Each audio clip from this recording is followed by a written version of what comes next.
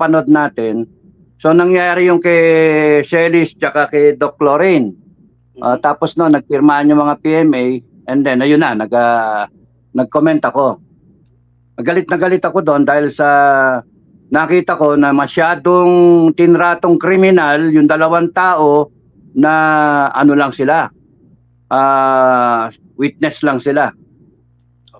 Tapos simple tanong lang na ano nangyari do sa 1.8 billion? Totoo ba 'yon?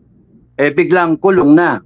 And then nga na-threaten yung SMNI, tas patong-patong na 'yon, yung ICC kay Duterte, lahat 'yon. Yung kay Sara, pinainan siya. Alam naman natin pinainan Tas walang imik. Kinumpanya ko parehas yung dalawa, si BBM at saka si Sara. Binoto ko parehas. Walang masamang punahin mo ang gobyerno. Yun ang tandaan nyo, Pilipinas. Walang masama. Ang masama, pagka kumuha ka ng baril, kumuha ka ng armas, at sa pilitan mo, nalalabanan yung gobyerno. Yun yung mali. Nasa batas kasi yan na maano ka doon. Pagka kayo'y nagsama-sama at kumilos kayo na talagang para kayong mga hormentado, ano na yun, sedition yun. Yung tumultos, kinakailangan yung ano, talagang gagamit ka ng puwersa. O kaya pag gagamit ka ng armas, rebellion yon. Walang ganon. Ang dito, pinuna mo para matauhan yung gobyerno kasi mali naman talaga. Ang daming issues. Ang pinaka nakakalimutan pang issue na pinagmulan ng lahat ng to is yung Kongreso. Yung Senate tsaka Kongreso, yung Resolution number 10. Para sa akin, yun ang naging simula ko, no? Galit ako sa pagka yung pera ng bayan hindi na-explica kung paano ginagastos. At parang lumalabas, kinukupitan tayo. Doon ako galit na galit kasi yung buong serbisyo ko, kahit ko konti lang, ano lang naman ako, 16 years, kasama yung kadete na 4 years, 12 years ako sa active military service, 16 years. Hindi ko pa tinuloy, dapat nag 20 years optional ako. Ang ano ko doon, yung mga perang nahawakan ko, talagang properly ko kiniklear, with resibo. Ako nagagalit, nung nalaman ko na yung Senate Resolution 10 pwede kang na walang resibo, certification lang, kasi honorable, mali yun, kasi magbibreed ang corruption. Sa akin yun yung primary issue, no? Tapos nasundan ng abuse of power. Tapos ng curtailment of freedom of expression. And then nasundan pa ng droga. So patong-patong. Yun yung, sige, maganda yung tanong mo, no? Gusto kong linawin natin lahat to. Para buong Pilipinas. Pilipinas, makinig kayo, no? Para linawin natin lahat. Ang magulo Nagkahapon, maraming nabulaga. Kasi mismong si PRRD, sinabi, kung merong video, dapat lumabas pa yan. Lumabas na yan. Nung pa dapat yan lumabas. Kaya wala yan. Ganon, di ba? So, ang daming nabulaga doon. Kita nyo na, wala palang video, di ba? Now, ang bawat isang vlogger, no, I would like to approach this from as an intelligence officer, no? Saka the way I was mentored by the late General Cañeso.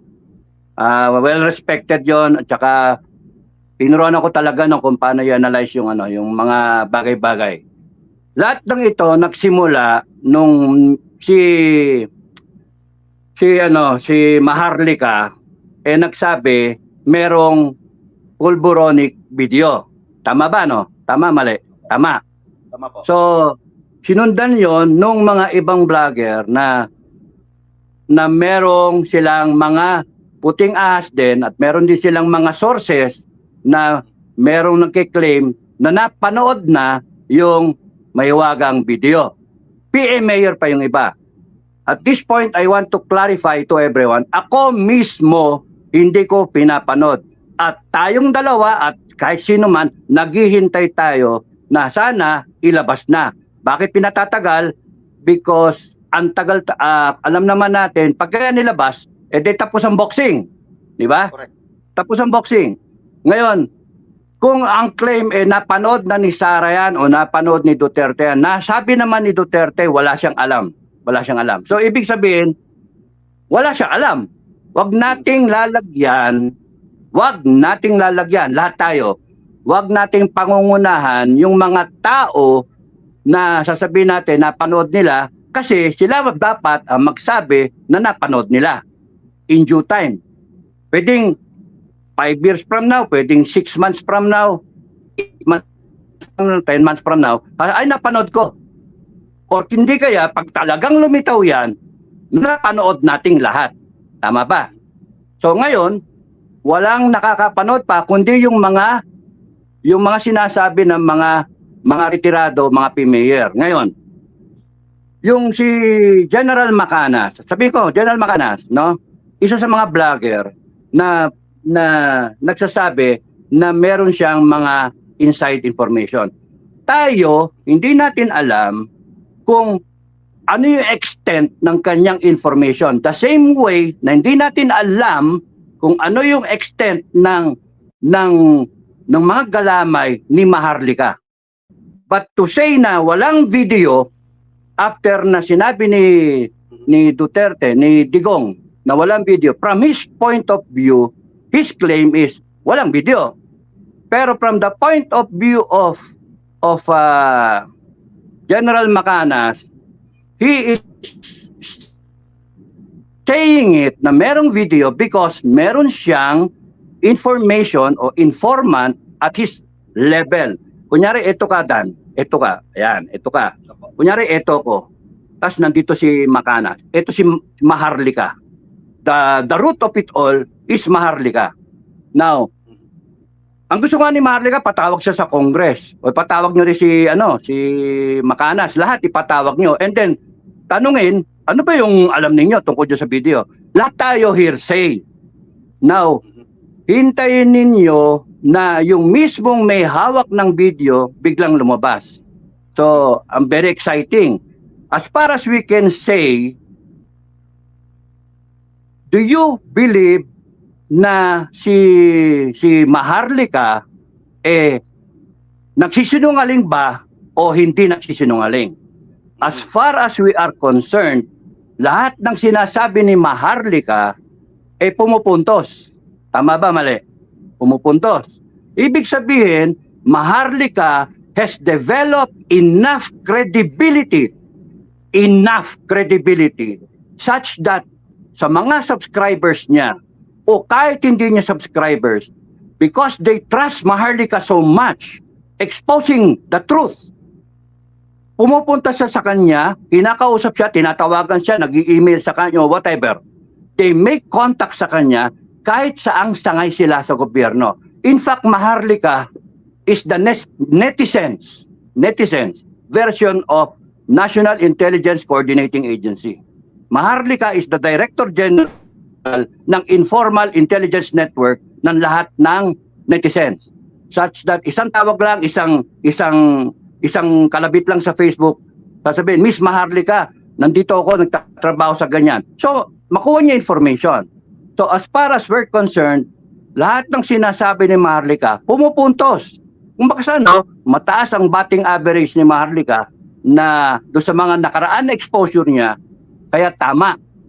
So ngayon, nung sinabi niya, merong pulboronic video pero hindi pa niya napapanood. Sang-ayon sa kanyang puting ahas, meron talaga. Tapos nasundan pa yan ng ibang mga announcement kay Sonsa, kay Jay Sonsa, na napanood na rin niya. Tapos nasundan nung kay General Macanas na may tumawag sa kanya, napanood na siya. Ako, tinatanong ko yung mga sarili kong contacts. Tapos hindi pa rin nila napapanood. Tapos tinanong ko, sino ang nakakaalam na kung meron talaga o wala?